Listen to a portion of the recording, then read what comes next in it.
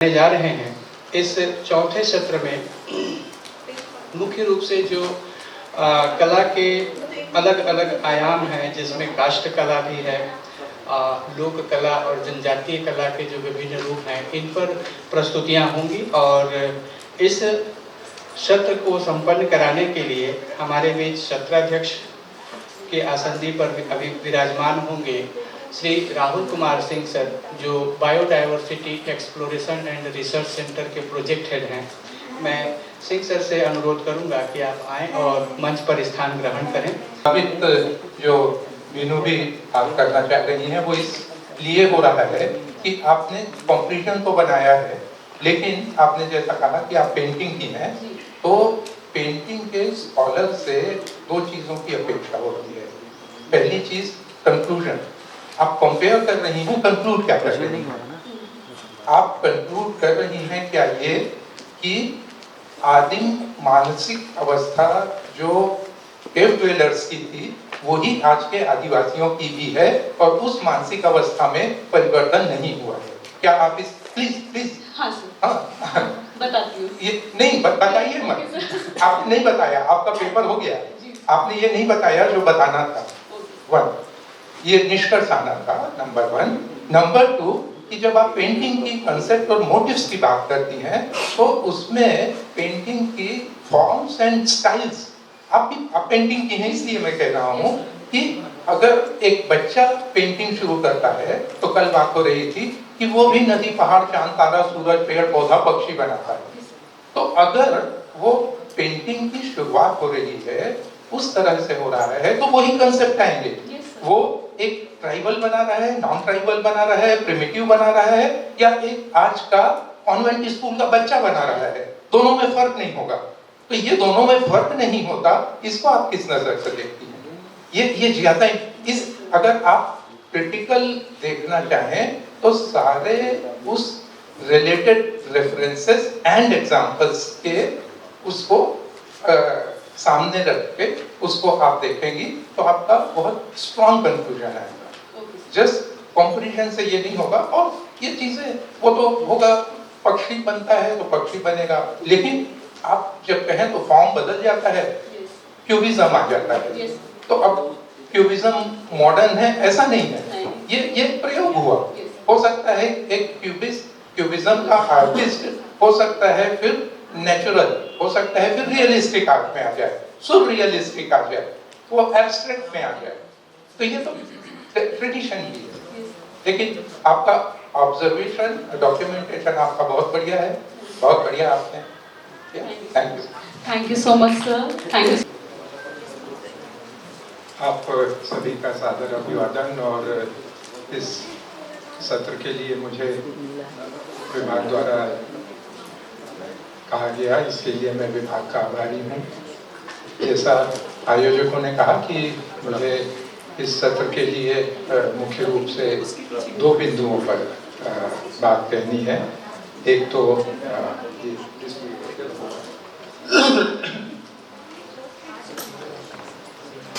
दो बिंदुओं पर मुझे बात करनी है, समाहार और सुझाव। तो मोटे तौर पे जो मैं बात कहूँगा वो अगर बिंदुओं में कहा जाए तो थोड़ी सी बात है,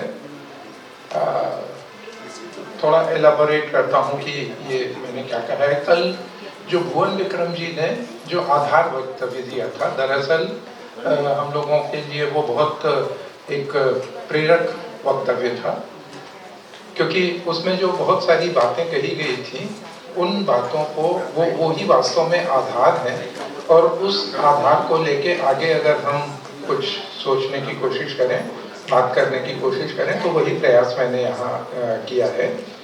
जो मूल रूप से आप देखेंगे तो जब कला की बात आती है तो जो बात कल भुवन विक्रम जी कह रहे थे कि अमूर्त से मूर्त होना कला का, वास्तव में हम दूसरे शब्दों में कहें तो भाव या विचार होता है। उसकी अभिव्यक्ति के लिए हमको किसी साधन की ज़रूरत होती है, किसी ऐसे आधार की ज़रूरत होती है जिसके ऊपर हमारे भाव या विचार आरोपित हो सकें, स्थापित हो सकें। वो कई बार शब्द होते हैं, शब्दों के माध्यम से हम अपने भाव, हम अपने विचारों को आरोपित करते हैं और सामने लाते हैं। और दूसरा एक तरीका ये होता है कि वो किसी वस्तु पे, हमारे किसी कृत्य से वो चीज़ें सामने आए। और दरअसल आप देखिए तो मेरे मन में तो ये बात भी एक प्रारंभिक तौर पे आई कि जो विषय कहा गया है कला और वास्तुकला, तो पहला सवाल तो दिमाग में यही आता है कि कला और वास्तुकला क्यों कहा जा रहा है, वास्तु भी तो कला है, तो कला को वास्तुकला से अलग क्यों किया गया है।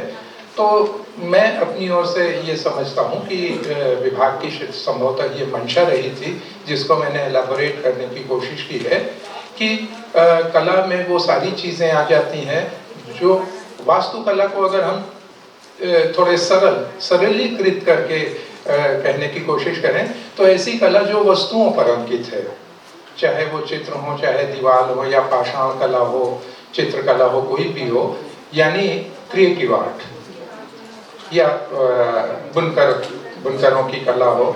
और दूसरी जो कला होती है परफॉर्मिंग आर्ट होती है, वो परफॉर्मिंग आर्ट तो जो भुवन विक्रम जी ने कल कहा, बात मैं वहीं से आगे बढ़ाने की कोशिश कर रहा हूँ कि जो परफॉर्मिंग आर्ट होता है या भाव या विचारों की अभिव्यक्ति होती है, उनके लिए साधन की ज़रूरत कम होती है, सामग्री की ज़रूरत कम होती है। किसी एक व्यक्ति को अगर गीत गाना है तो आज के समय में तो फिर ढेर सारे माइक्रोफोन और ऑर्केस्ट्रा और बाकी चीज़ों की ज़रूरत दिखने लगी, लेकिन अगर किसी व्यक्ति को गीत गाना है तो वो स्वयं में बिना किसी इक्विपमेंट के, बिना किसी टूल के गीत गा सकता है।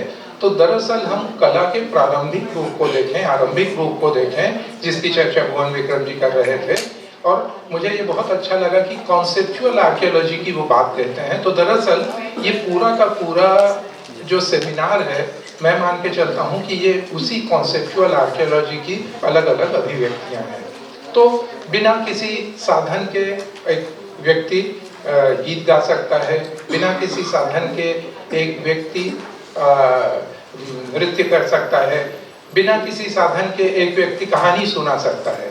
तो ये जितनी चीज़ें होती हैं, ये परफॉर्मिंग आर्ट के प्रकार होते हैं, ये व्यापक रूप से कलाएं हैं। लेकिन उस कला में वास्तुकला भी आ जाती है, सरल ढंग से कहें तो वस्तुओं की कला आ जाती है। तो जैसा कि विभाग के द्वारा अपेक्षा की गई थी कि मैं थोड़ा सा इस विषय पे कहूँ, इसके समाहार पे कहूँ, तो इस दृष्टि से मुझे लगता है कि इन दोनों को जो भुवन विक्रम जी ने बात आरंभ की थी, उसे मैं अपनी जितनी समझ है और मेरा जो विवेक है, जो मैं उनके आधार वक्तव्य को समझ पाया, मैंने अपने शब्दों में आपसे कहने की, शेयर करने की कोशिश की। दूसरा पक्ष है जो सुझाव की बात होती है। तो सुझाव के लिए मैं ये ज़रूर कहना चाहूँगा कि कल भी जो चर्चा बार बार हो रही थी और उसमें मैं पॉइंट आउट करने की कोशिश कर रहा था कि आप जब शोध पत्र वाचन करते हैं या प्रस्तुति करते हैं या आप अपना शोध पर खुद विचार करते हैं, तो आपको ये देखना चाहिए, डॉक्टर निगम थे, उन्होंने भी इस बात को पॉइंट आउट किया कि हम दरअसल शोध के किस स्तर पे हैं। शोध का कोई भी स्तर छोटा या बड़ा कहना ठीक नहीं है, कोई विशेषण लगाने की आवश्यकता नहीं है, लेकिन अगर उसे तथ्यतः हम देखें तो उसको, उसके अलग अलग चरण मैंने कहा है। एक सूचक, आप किसी गांव में जाते हैं और पूछते हैं कि ये कहीं सूचना आपको मिली है कि यहाँ कोई पुरानी गुफा है और ये है वो है, तो आप जाके पूछते हैं उससे कि भाई ऐसी कोई पुरानी गुफा है क्या, उसमें कुछ पुराना चित्र है क्या, कोई पुराना मंदिर है क्या, कोई पुराना लिखावट है क्या, आप जो पूछते हैं। और वो सूचक आपको पहले किसी ने सूचना दी है, आपने कहीं पढ़ा है, किसी ने चर्चा की है, और जब आप मौके पे पहुंचते हैं तो आप एक सूचक का, एक मार्गदर्शक का, एक स्थानीय सहयोगी की आप मदद लेते हैं। तो वो शोध के एक तरह से कहिए कि जो विभिन्न चरण हैं, उन चरणों में पहला व्यक्ति, वो महत्वपूर्ण व्यक्ति, वो सूचक है।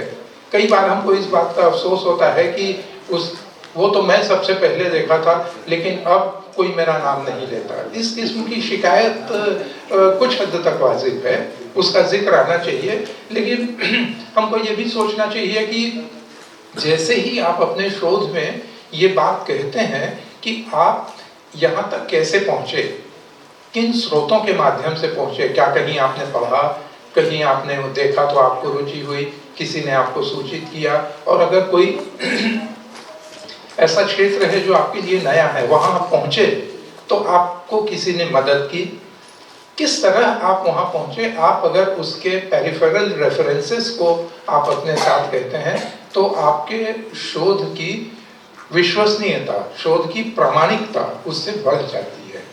इस बात का हमेशा ध्यान रखिए। और पुराने जितने भी आप देखेंगे पेपर्स या रेफरेंसेस होते हैं, और पुराने जो अध्येता हैं वो इन चीज़ों की हमेशा चर्चा, कल बात हो रही थी भाषाओं की और बस्तर क्षेत्र की, तो वो रायकवार साहब ने मेरा ध्यान आकर्षित कराया था उसको कि जो ग्रिग्सन की पुस्तक है, ग्रिग्सन की पुस्तक में उन्होंने अपने उस इन्फॉर्मर और सहयोगी का जिक्र किया है, बहादुर का नाम उनका बहादुर था, वो मेरियास के बचे हुए व्यक्ति के पुत्र थे।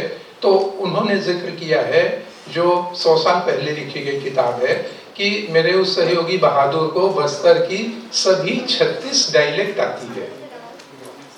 तो ये उन्होंने जिक्र किया था। तो एक तो ये सूचना मिलती है कि बस्तर की 36 डायलेक्ट होती थी, और दूसरा वो कितने आदर के साथ उसको हम स्थानीय सूचक को कई बार हम वो महत्व नहीं देते, और दरअसल उसी की सूचना पे हम आगे बढ़ते हैं। दूसरा है खोजी, एक्सप्लोरर, कि क्या हम जो काम कर रहे हैं हमारा काम एक्सप्लोरेशन से आगे का है क्या। आपने आप सूचक के माध्यम से आपने एक्सप्लोर किया, आपने कोई जगह देखी और आप एक्सप्लोर करके वहां पहुंचे, तो फिर आप क्या कर रहे हैं, आप उसके रिपोर्टर हैं। अगर आपने रिपोर्टर हैं तो एज रिपोर्टर आपने क्या देखा, कैसे देखा, इसका विवरण, और आप जितना व्यवस्थित विवरण देंगे, आप ये मान के चलिए आपके शोध की पीठिका उतनी मजबूत बनेगी। अभी ये शोध के अंतिम चरण तक आप नहीं पहुंचे हैं, लेकिन आप जो उसकी पीठिका बना रहे हैं वो आपके लिए बहुत महत्वपूर्ण है, या उस क्षेत्र में आगे अगर कोई काम करता है तो उसके लिए वो पीठिका बहुत महत्वपूर्ण है। तो इस बात की सावधानी रखिए, जिम्मेदारी रखिए, और जब आप फील्ड पे जाते हैं तो आप ये मान के चलिए कि आप उन कुछ लोगों में से हैं जो सारे लोग उस फील्ड पे नहीं पहुंच सकते।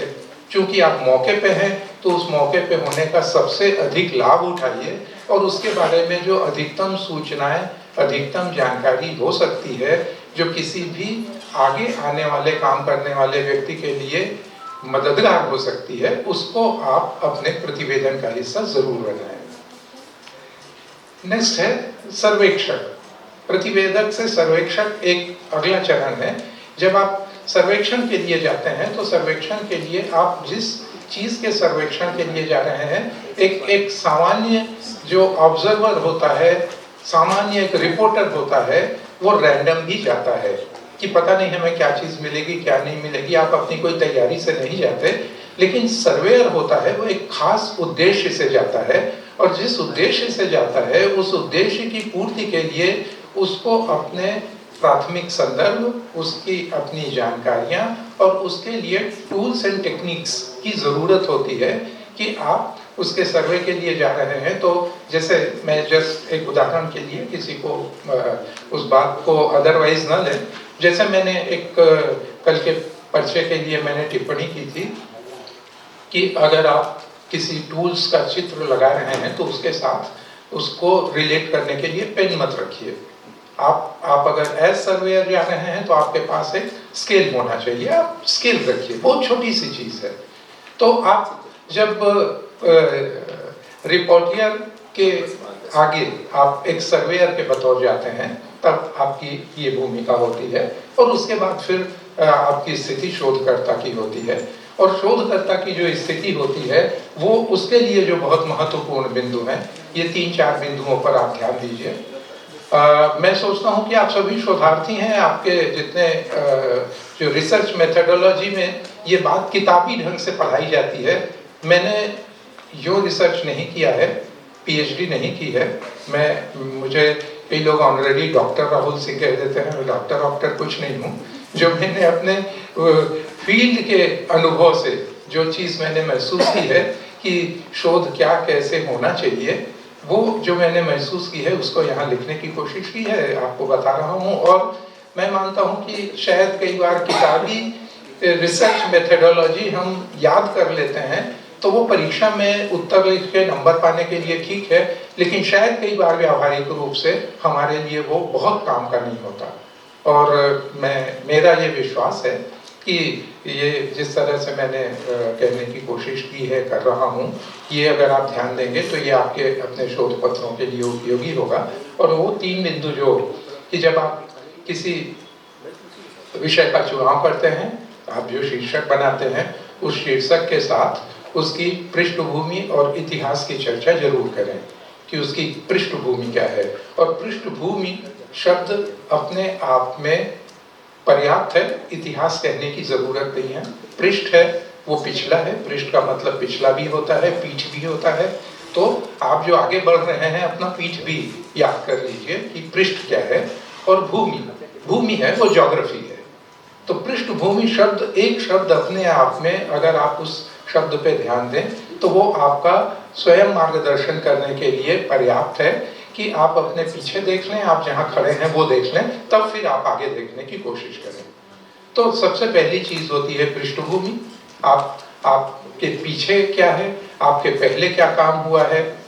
मैम दीवान मैम के काम पे एक छोटी सी टिप्पणी की, रसल हीरालाल को उन्होंने 1969 का क्यों कहा है मुझे मालूम नहीं, बहुत पुराना काम है वो। रसल हीरालाल दोनों की मृत्यु 1969 में हो चुकी थी। तो पुराना काम, जो मूल काम है वो कहाँ से आ रहा है, किसने उस क्षेत्र में काम किया है। फिर उसके बाद जब आप विवरण देते हैं, जो मैं अलग अलग मौकों पे टिप्पणी कर रहा था, दरअसल आप लोगों के प्रेजेंटेशन देख के जो मैंने सीखा उसी को मैंने शब्द देने का प्रयास किया है। जैसे मैंने रजवाड़ चित्रकला के लिए मैंने ये बात कही तो बहुत सुंदर ढंग से वर्गीकृत किया गया है, लेकिन जो वर्गीकरण है कि अलग अलग कौन कौन से वर्ग हैं, अलग अलग कौन कौन से प्रकार हैं, उसके चित्र उसके साथ नहीं थे, सपोर्टिंग नहीं था। तो हम उसे किस तरह से वर्गीकृत करते हैं, जैसे कल भी बात हो रही थी, जब चर्चा हो रही थी रॉक शेल्टर्स की, तो हम वर्गीकृत कर सकते हैं कि किस किस रंगों का उपयोग हुआ है। रेड ऑकर है, वाइट है, येलो है, ग्रीन है, कौन कौन से रंग उसमें है, कौन कौन सी आकृतियां हैं, कितनी ज्यामितीय आकृतियां हैं, कितनी मानवीय आकृतियां हैं, कितने पशु पक्षी हैं, कितने नृत्य हैं, क्या। और जैसे ही आप ये करते हैं, क्लासिफिकेशन करते हैं, तो आपको अगर साइंटिफिक डेटिंग नहीं है तो रिलेटिव डेटिंग, टाइपोलॉजिकल डेटिंग में आसानी हो जाती है। जब एक छोटे से उदाहरण से मैं स्पष्ट करूंगा कि जहाँ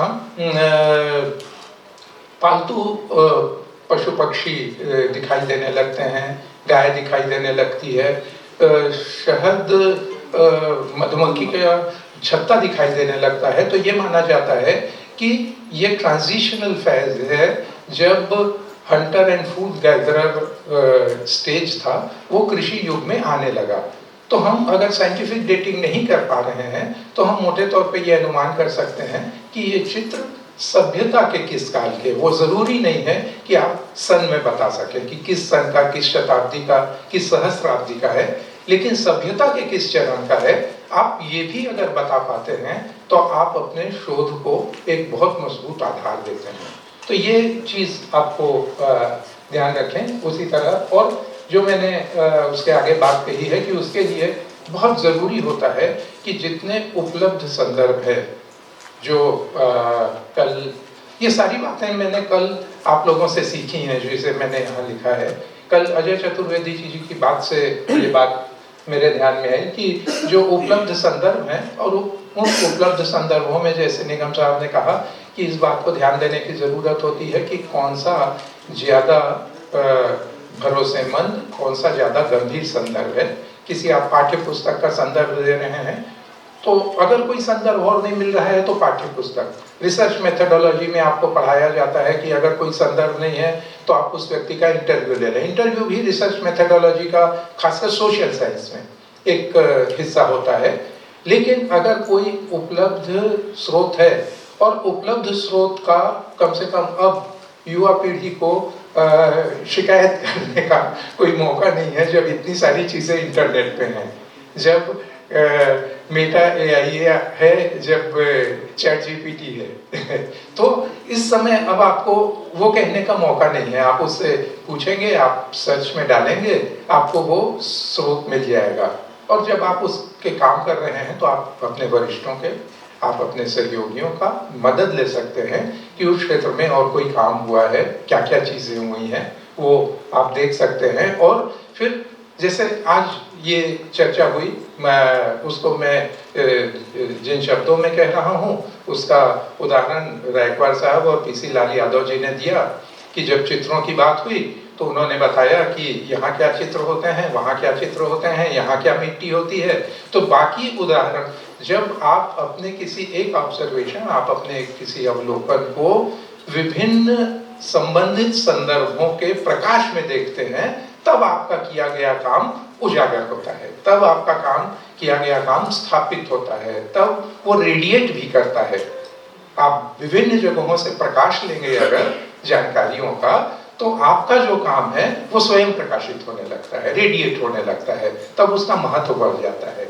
और निष्कर्ष, जिस बात को आज मैंने जिस बात पे जोर दिया कि जब आप निष्कर्ष निकालते हैं तो आप निष्कर्ष निकालते हुए रिसर्च कभी भी आपको जजमेंटल होने की छूट नहीं देता, या जजमेंटल होना एक बहुत अच्छा रिसर्च नहीं है, लेकिन निष्कर्ष निकालना आवश्यक होता है।